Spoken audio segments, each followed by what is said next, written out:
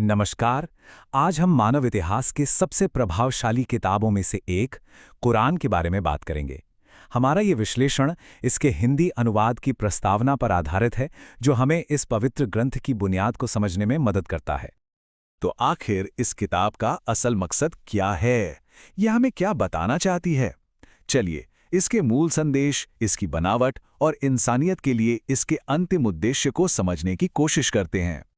तो सबसे पहले ये समझना जरूरी है कि कुरान आखिर है क्या।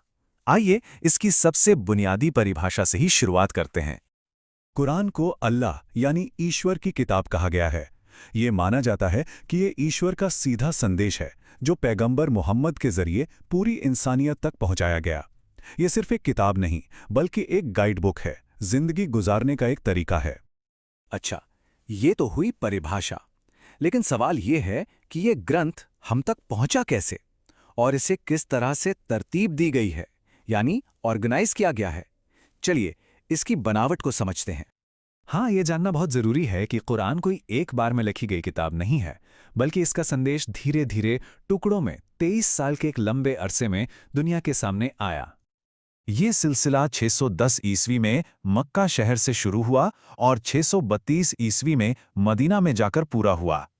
इन 23 सालों के दौरान फरिश्ते जिब्रील के माध्यम से ईश्वर के संदेश को जरूरत और हालात के मुताबिक भेजा जाता रहा। तो जब हम इसकी बनावट को देखते हैं ना, तो इसमें 114 अध्याय हैं, जिन्हें सूरा कहते हैं। इन सूरों में कुल मिलाकर 6236 छंद हैं, जिन्हें आयत कहा जाता है।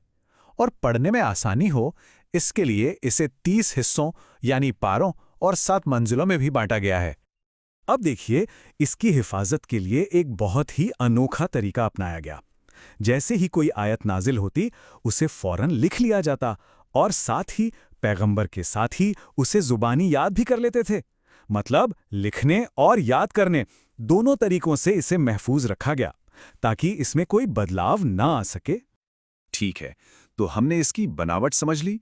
अब आते हैं इसके सबसे अहम पहलू पर कि इसका असल मौजू, इसका सेंट्रल थीम क्या है। तो कुरान का मुख्य विषय है अल्लाह का क्रिएशन प्लान।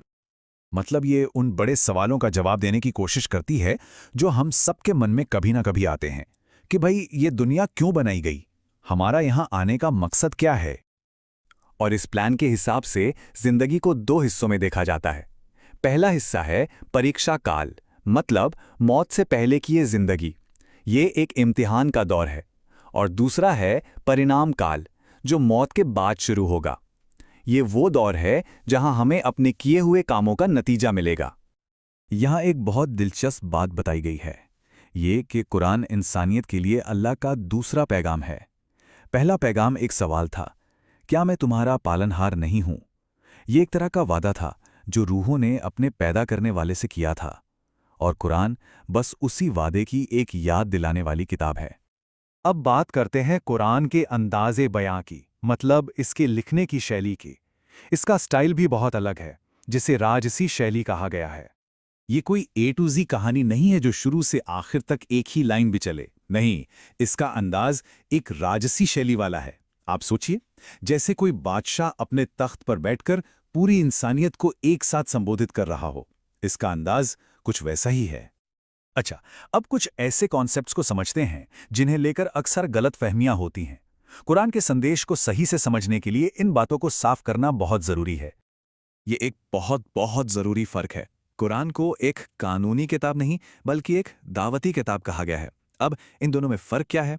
कानूनी किताब सिर्फ सख्त नियम बताती है, जबकि दावती किताब यानी दावत देने वाली किताब आपको सोचने पर मजबूर करती है, आपको प्यार से समझाती है और आपको सच्चाई की तरफ बुलाती है।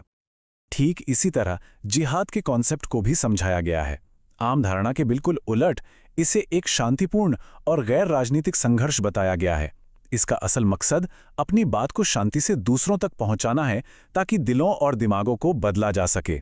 हाँ, अपनी रक्षा में जंग की इजाजत है, लेकिन वो आखिरी रास्ता है और उसकी शर्तें भी बहुत सख्त हैं। तो अब आते हैं आखिरी और सबसे अहम सवाल पर। इस सबका मकसद क्या है? आखिरी मंजिल क्या है? इस पूरे मार्गदर्शन का अंतिम लक्ष्य क्या है? और वो मंजिल है तज़किया। तज़किया यानी खुद को पाक साफ करना, अपना शुद्धिकरण करना। इसका मतलब है अपनी पर्सनालिटी में से गुस्सा, जलन, घमंड, लालच, इन जैसी सभी नेगेटिव चीजों को निकालकर बाहर फेंक देना। इस सफर को 3 स्टेप्स में समझा जा सकता है। पहला, हर इंसान अपनी असल फितरत में बिल्कुल पाक साफ पैदा होता है। फिर दूसरा, दुनिया में रहते हुए उस पर तरह तरह के नेगेटिव असर पड़ते हैं, जिसे कंडीशनिंग कहते हैं, जैसे जंग लग जाना। और तीसरा स्टेप है डीकंडीशनिंग, यानी अपनी सोच समझ से उन दाग धब्बों को हटाना और वापस अपनी असली पाक साफ हालत में लौटना। और जब ये सफाई, ये प्यूरिफिकेशन की प्रोसेस पूरी होती है तो उसका नतीजा क्या होता है?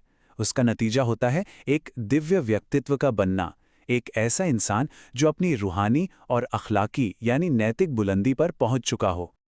तो आखिर में कुरान का ये परिचय हमें एक बहुत गहरे सवाल के साथ छोड़ जाता है कि कोई इंसान दिव्य व्यक्तित्व के इस ऊंचे मकाम को, इस ऊंचे लक्ष्य को कैसे हासिल कर सकता है। ये एक ऐसा सवाल है जो हमें अपनी रूहानी तरक्की की बेपनाह गुंजाइश के बारे में सोचने पर मजबूर करता है।